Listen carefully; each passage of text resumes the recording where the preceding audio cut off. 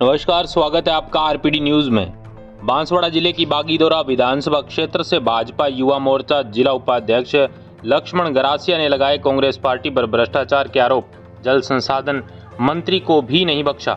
आखिर किन किन मुद्दों पर क्या क्या कहा श्री गरासिया ने, आइए देखते हैं बिरबल कड़वा की यह खास रिपोर्ट। आरपीडी न्यूज से मैं बिरबल कड़वा, और आज हम पहुंचे हैं जिनके पास वो परिचय के मोहताज नहीं है, सभी जानते हैं, युवा दिलों की धड़कन लक्ष्मण जी गरासिया, पूर्व सरपंच खूंटीनार जी, वर्तमान में जिला उपाध्यक्ष भारतीय जनता युवा मोर्चा। अब इनसे कुछ सवालात करेंगे नेताजी से। वर्तमान जो चुनाव चले, विधानसभा के चुनाव सरगर्मियों से चल रहे हैं, और इनका नाम भी बहुत से बैनरों में, लक्ष्मण जी आपका नाम हमने आगे देखा है, और जनता में भी आपका नाम काफ़ी आगे उछाला जा रहा है भावी विधायक के रूप में बीजेपी से। तो हम आपसे सबसे पहले आपके राजनीतिक कैरियर के बारे में जानना चाहेंगे कि आपका पुराना राजनीतिक कैरियर किस प्रकार से आपने राजनीति की शुरुआत की, और राजनीति है वो आपको अच्छी क्यों लगती है?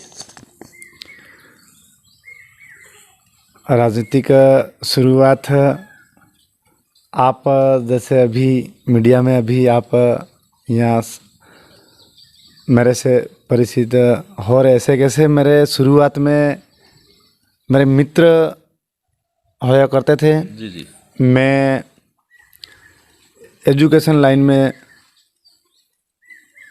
शुरुआत राजनीतिक, जहाँ स्कूलों में मैं पढ़ाई करता था हॉस्टल में रह के, क्योंकि मेरी स्थिति घर से इतनी मजबूत परिवार में नहीं थी। जी जी जी।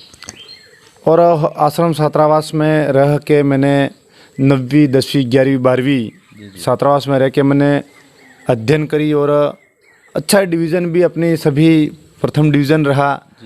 और स्कूलों में भी हम छात्र संगठन चलते हैं अपने उदयपुर संभाग में, बांसवाड़ा में, लेकिन हमारा जो संगठन ABP अखिल भारतीय विद्यार्थी परिषद है, वो राष्ट्रीय लेवल का संगठन है। और उसमें हमने जुड़े उस संगठन में कि उस संगठन में जाने से हमारा पारिवारिक, व्यवहारिक और शिक्षा के क्षेत्र में व्यवहार में हमें अच्छा लगा। उस संगठन में हमें जुड़ा, और धीरे धीरे कॉलेज में गया। गुरु गोविंद कॉलेज में मैंने BA फाइनल करी, और विद्यार्थी परिषद में मैंने सक्रिय रूप से काम किया। और अब संगठन ने मुझे महासचिव के पद पे चुनाव लड़ाया 2012-13 में। उस समय यहाँ पे ABP NUCI और ST/SC गठबंधन में चुनाव लड़ती है, और ABP सिंगल लड़ती है। जी। और उस समय जब छात्र संगठन चुनाव लड़ते हैं, उस समय राजनीतिक पार्टियां भी सक्रिय रूप से भागीदारी निभाती है। जी।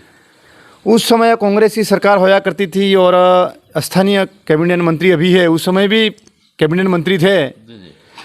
वो भी यहाँ से कैबिनेट मंत्री आते थे, उनकी धर्मपत्नी जिला वो भी यहाँ से हैं। और मैं भी महासचिव का जो चुनाव लड़ा, वो भी मैं भी यहाँ से ही हूँ। तो यहाँ से हम लोग वो ST/SC वालों का साथ देते थे, अभी जो मंत्री है वर्तमान में। और हम लोग हैं वो विद्यार्थी परिषद की इस इलाके से, जो हमने यहाँ कार्यकर्ता और युवाओं में जो जोर भरा, जितना गवर्नमेंट में होते हुए 2013-12 में उनकी गवर्नमेंट थी, वो इतना नहीं दबदबा बना पाए, इतना मैं युवाओं में यहाँ पे भरोसा बना पाया। और मैं बहुत कम वोटों से वहाँ पे चुनाव हारा। लेकिन आने वाले 13 और 14 में 2 बार हमने ABP का प्रेसिडेंट गुरु गोविंद कॉलेज में बनाया। उसमें मेरी अहम भूमिका मेरे इस क्षेत्र विधानसभा बागीदोरा के अंदर में रही। और जो 2013 का जो चुनाव आया विधानसभा का, उसमें पार्टी वालों ने विचार किया, भारतीय जनता पार्टी वालों ने, कि ABP का कार्यकर्ता है और सक्रिय कार्यकर्ता है, उसको अपनी पार्टी में लाया जाए। हम लोग तो विद्यार्थी परिषद में काम करते थे, और हमारा उस समय भी काम था कि विद्यार्थी परिषद में ही काम करने का। लेकिन स्थानीय मंडल अध्यक्ष लालजी भाई गरासिया और उस समय भगवत जी पुरी सम्मान्य जिला अध्यक्ष थे, तो उन्होंने उस सक्रिय लड़के को अपन पार्टी में लाते हैं यूँ करके मेरे को सीधा सीधा गांगड़तलाई का मंडल अध्यक्ष युवा मोर्चा का बनाया गया। जी जी उसके बाद में मैंने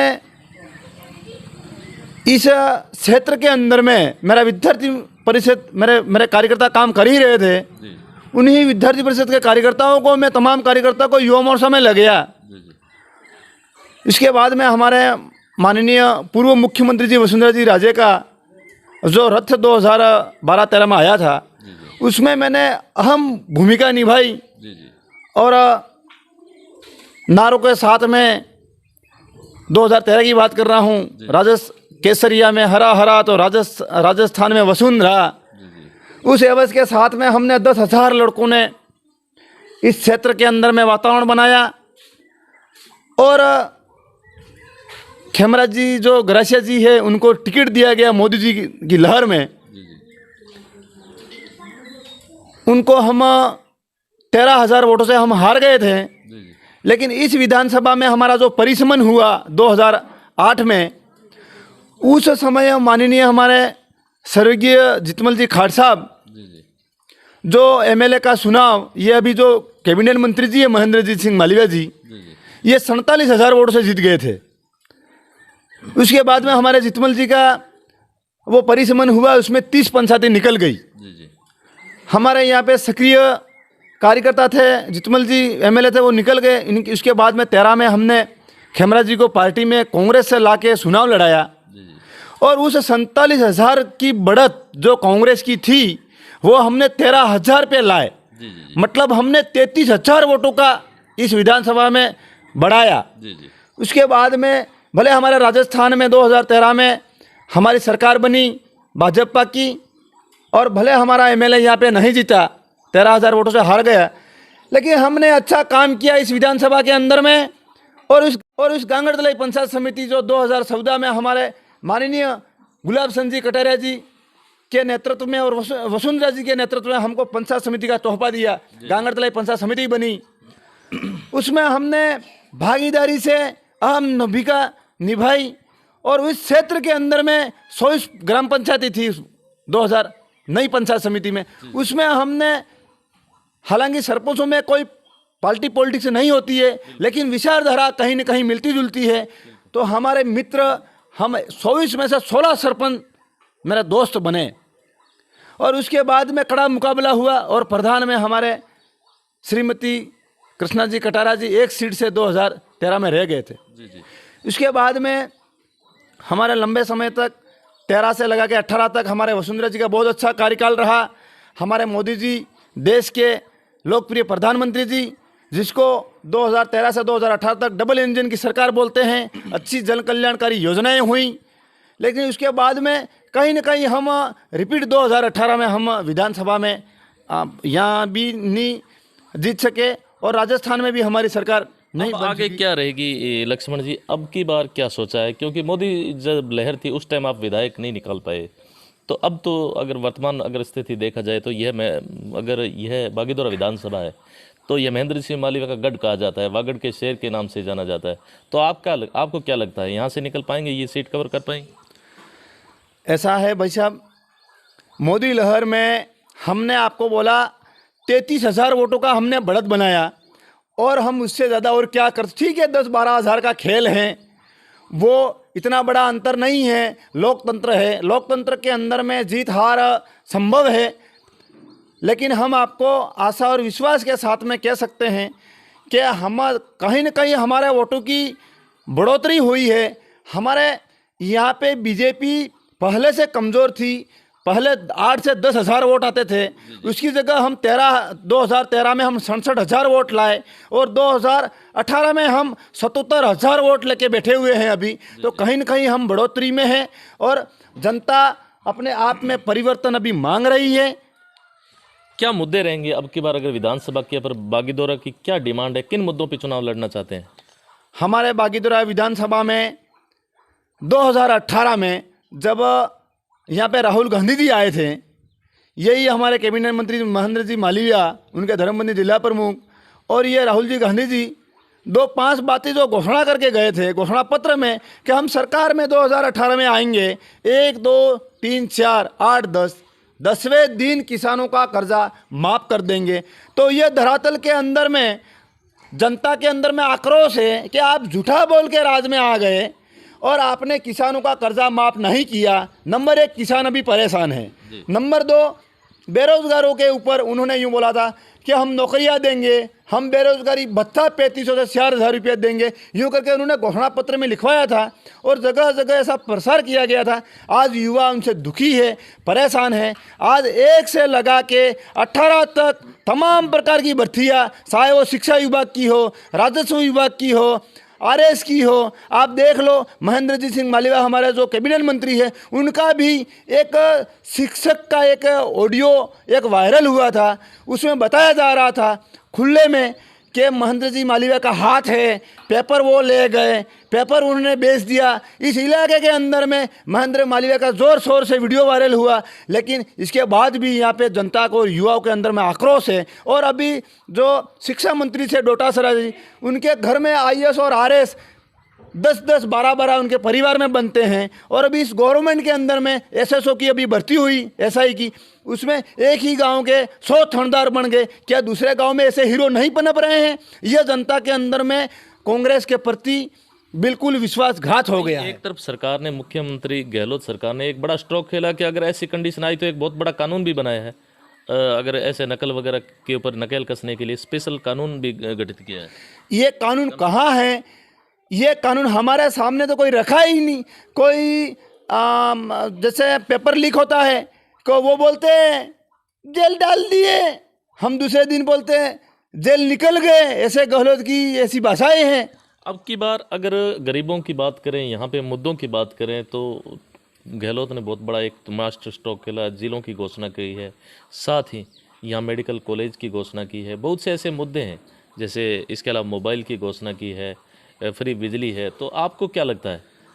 ऐसा है भाई साहब कि सरकारें, कई सरकारों ने इस इलाके के अंदर में आज़ादी के आज 77 साल हो गए हैं। आज़ादी के अंदर कई गवर्नमेंट ने विकास किया है।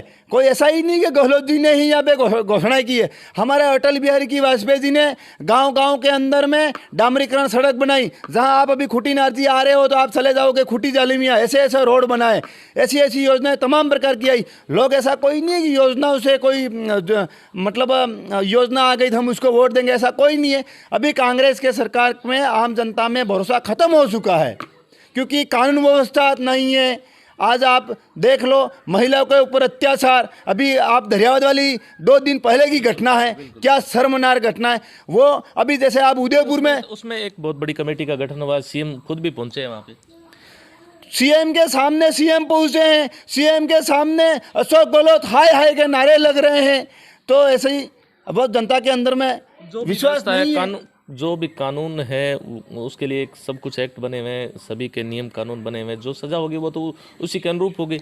इस भाई साहब आपसे क्या मैं आपको इस कांग्रेस निकम्मी सरकार की बात बताऊं? अभी हमारे उत्तर प्रदेश की योगी की सरकार को देख लो, उसको बुलडोजर के नाम से जाना जाता है। उदयपुर में अंदर में एक बेचारा गरीब भोला भाला दर्जी 100-200 रुपये की मजदूरी कर रहा था, और एक आतंकवादी कपड़ों के लेके माप लेके आया और बोला कि मेरे को कपड़े सिलवाने आई हूँ। बेचारा वो उसका माप ले रहा था, पीछे से उस आतंकवादी ने चाकू डाल दिया गरीब आदमी के ऊपर में, और उसकी कोई नहीं। अगर यहाँ पे योगी जैसी सरकार होती तो बुलडोजर चल जाता।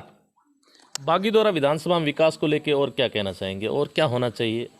क्योंकि अब की बार एक नए चेहरे के रूप में हम लक्ष्मण जी खूंटी नारजी का जो विधायक के रूप में या दावेदारी पेश कर रहे हैं, तो आपके मुद्दे क्या रहेंगे अब की बार? हमारे मुद्दे यहाँ पे सबसे पहले तो हमारे जो बेरोजगार हैं, हम गवर्नमेंट को, हमारी गवर्नमेंट भाजपा की सरकार आती है तो उस युवाओं को ये जो पेपर लीक वाली, पेपर बिक गया, ये वातावरण है वो गलत है। ये हमारी गवर्नमेंट के अंदर में आज तक हमको कोई आरोप नहीं लगा सकता कि बीजेपी की सरकार में ये ऐसा हुआ। और सभी युवाओं को नौकरी मिलेगी, कहीं न कहीं बेरोजगारी भत्ता मिलेगा। ये हमारा घोषणा पत्र में अभी युवाओं के प्रति ऐसा अभी घोषणा पत्र तैयार हो रहा है। इसके अलावा किसानों के लिए भी क्या कुछ ऐसा कुछ नया प्लान वगैरह?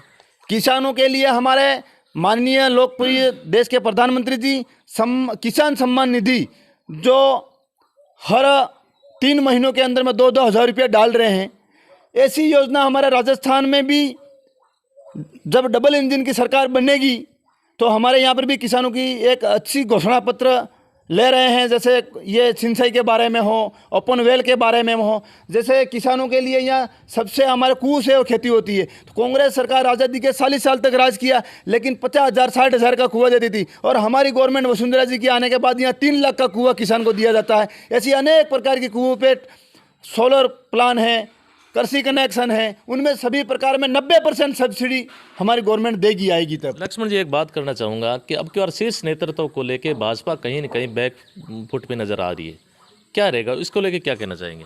ऐसा कुछ नहीं है के अंदर, क्योंकि मीडिया में बातें आई है और हकीकत भी है, ऐसा कुछ नहीं है।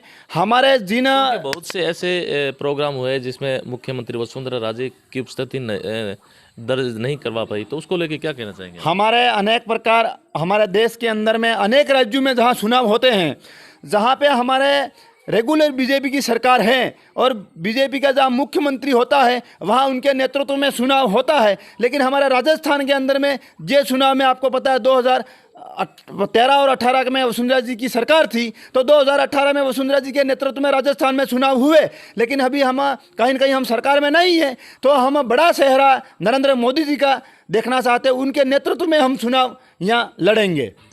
अगर अपन बागीदोरा विधानसभा की बात करें तो अब की बार कहीं न कहीं आपसी जो बीजेपी के अंदर है गुटबाजी नज़र सी आ रही है, आपसी फूट सी नज़र आ रही है, क्या इस दंश को झेल पाएंगे? ऐसा कुछ नहीं है। लोगों के आजकल कांग्रेस के अंदर में हमारा जो क्षेत्रीय कैबिनेट मंत्री है उनके दौरा और उनके कांग्रेस के कार्यकर्ताओं के दौरा एक वातावरण किया जाता है कि बीजेपी का फलाना उम्मीदवार है, तो फलाने उम्मीदवार को टिकट दिया जाएगा, तो वो उम्मीदवार है, वो दूसरे उम्मीदवार हैं, वो मेरे पास आ जाएगा, ऐसा वो वातावरण बनाता है। बीजेपी के उम्मीदवारों के वहाँ ऐसे ही वो गाड़ी आसपास खड़ी करके फिर दूसरे लोगों को बुलवाता है कि यार उसके वहाँ तो गाड़ी खड़ी थी, ऐसा झूठा है। ये यहाँ का मंत्री है, वो इस तरह से हमारे बीजेपी के उम्मीदवारों को गलत प्रयोग करता है। ऐसा कोई नहीं, हमारे अंदर कोई गुटबाजी नहीं है, हमारे अंदर में कोई किसी को भी टिकट मिले, हमारा पार्टी वो है जो हमारे आम कार्यकर्ताओं की पार्टी है। पीछे अंतिम पंक्ति में बैठने वाला सक्रिय कार्यकर्ताओं को भी हमारे पार्टी में यहाँ चुनाव लड़ाया जा सकता है। बांसवाड़ा जिले के अंदर कितनी विधानसभा चुनाव में विजय पताका फहराने की आमदा रखते हो?